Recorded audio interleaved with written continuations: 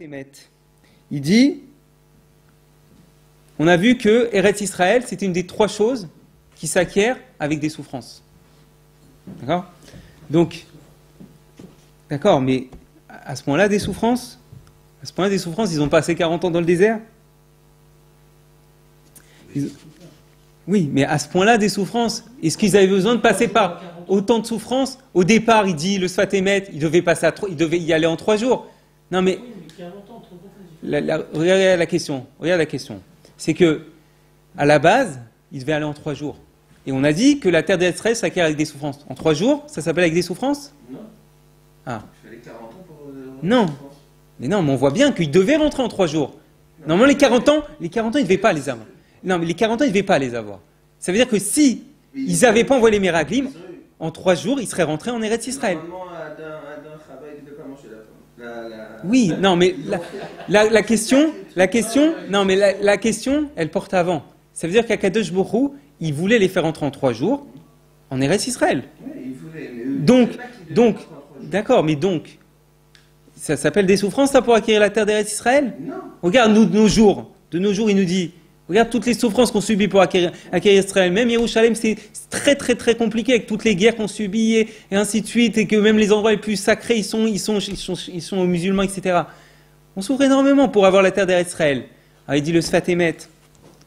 Normalement, il devait arriver en 3 jours en Eretz Israël. Et il dit que si le Ham Israël, ils avaient pas fait cette faute d'envoyer les Meraglim, et qu'après, pendant ces 3 jours de trajet, ils avaient accepté toutes les petites souffrances qu'ils auraient eues pendant ce trajet, avec amour et avec joie, ils seraient rentrés en Eretz Israël. Et ces petites souffrances-là, elles auraient suffi à acquérir Eretz Israël. Il n'y aurait pas eu besoin des 40 ans avec des très grandes souffrances.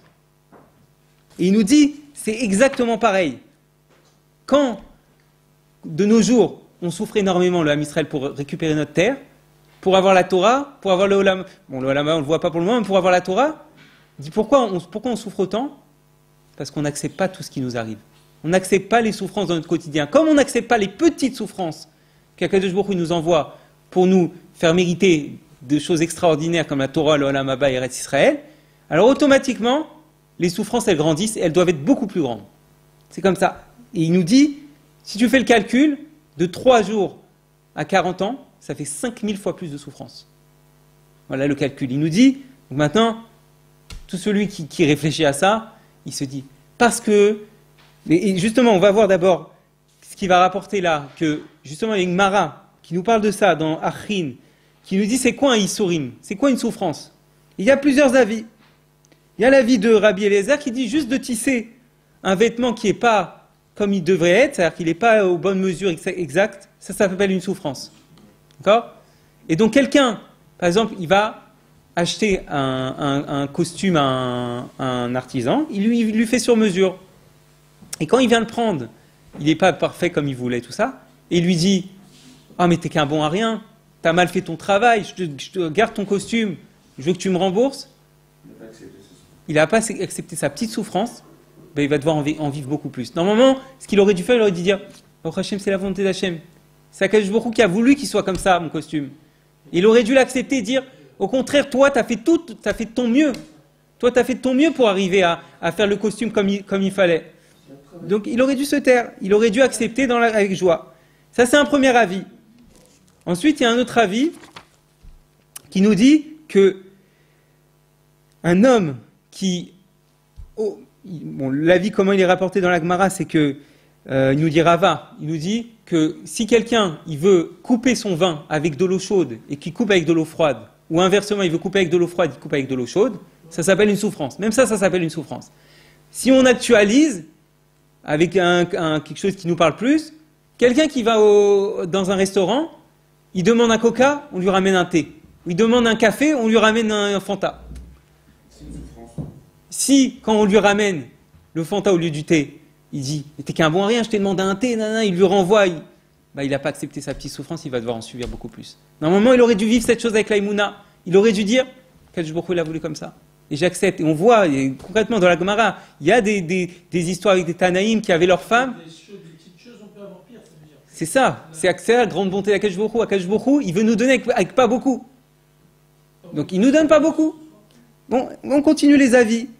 Et donc, il nous dit, voilà, si quelqu'un il n'accepte pas, bah, automatiquement ça va grandir. Et il y a un autre avis encore, qui nous dit, même si tu mets, il nous dit, Ravina, il nous dit, même si tu mets ton vêtement à l'envers, ça s'appelle une souffrance. Et si tu l'acceptes pas, bah, tu vas devoir subir plus. Quelqu'un, il met son vêtement à l'envers, il dit, oh mince, oh là là, je suis nul, là. Il s'énerve, il n'est pas content. Au lieu de dire, c'est Akadosh Baruch Hu qui a voulu que je le mette à l'envers mon vêtement, et après il le retourne normalement, bah, il va devoir subir plus. Et il y a même une dernière braïta qui est une braïta extérieure à l'enseignement de la Gemara, qui nous dit même quelqu'un qui met sa main dans la poche et qui tire 2 pièces au lieu des 3 qu'il voulait tirer, d'accord ? Et Rashi nous explique c'est quoi ? Ça veut dire qu'il va être obligé de remettre une autre fois sa main dans la poche pour avoir la 3e pièce. Dit même ça s'appelle une souffrance. Donc, concrètement, quelqu'un qui tire 2 pièces au lieu de 3, s'il dit ah mince, oh là là, il est énervé, il a évité au lieu d'accepter cette petite souffrance dans la joie, bah, il s'est plaint. Et donc qu'est-ce qui se passe à ce moment-là ? C'est ça qui nous explique le Sfat Emet.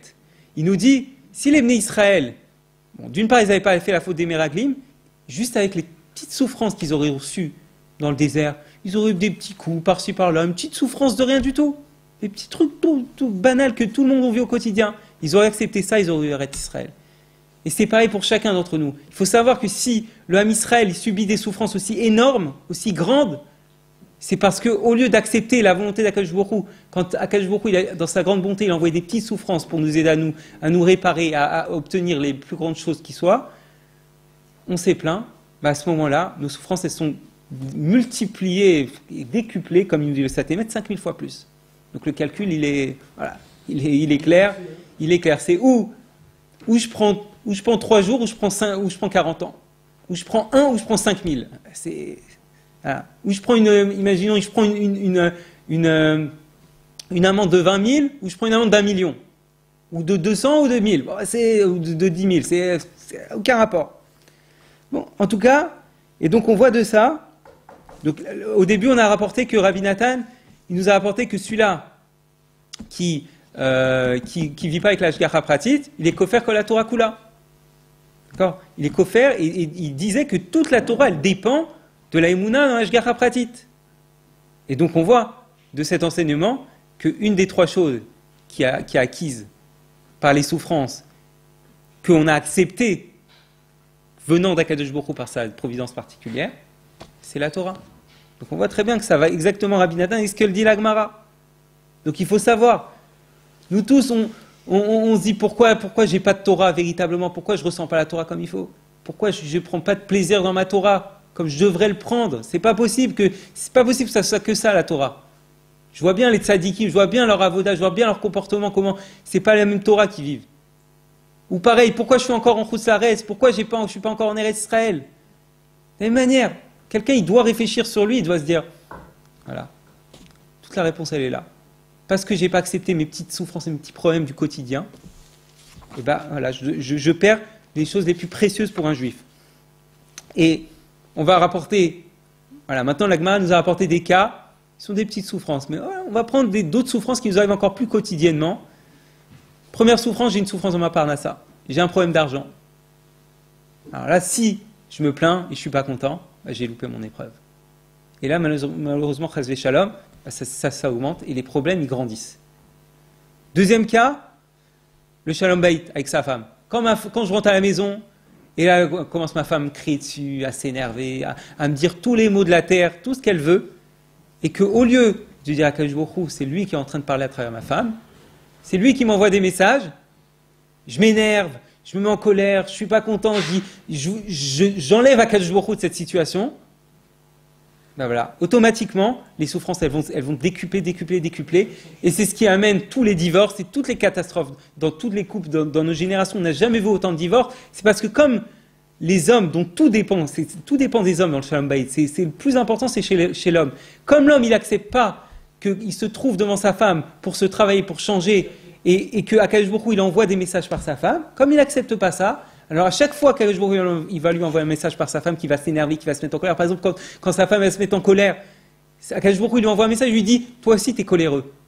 Au lieu d'accepter ce message que moi aussi je suis coléreux, il va dire il va s'énerver, il va se mettre en colère. Pourquoi tu t'énerves, nanana? Voilà, il a tout perdu. D'une part, il ne va pas se réparer, parce que Akadosh Baruch Hu, il a voulu faire Chesed et lui montrer sa colère pour qu'il se change. Il ne va pas le voir, il ne va pas changer. Mais d'autre part, il va obtenir des souffrances comme il n'aurait jamais pu imaginer, jusqu'à Chas Shalom au divorce. Et on connaît tous les problèmes qu'il y a de nos jours, avec aussi les parents qui ont des enfants, et que les enfants ils sont séparés, ils ont deux parents séparés. C'est des souffrances terribles qu'on ne peut même pas décrire. Un autre cas, qui arrive couramment, c'est avec son... Ça se sépare tout ça, là, ces souffrances. Tout ça, premièrement, comme on l'a dit tout à l'heure, la première chose, c'est de faire tchouva. Ça veut dire quoi? Je reconnais la vérité. Je reconnais que mon comportement, il n'est pas celui-là que je devrais avoir. Ce que Akadosh Baruch Hu, il veut de moi. Mais pourtant, le lendemain, Ça- t'en vas les mêmes souffrances. Attends. Si, ça c'est la première chose. Première Sem Elokeinu, Zare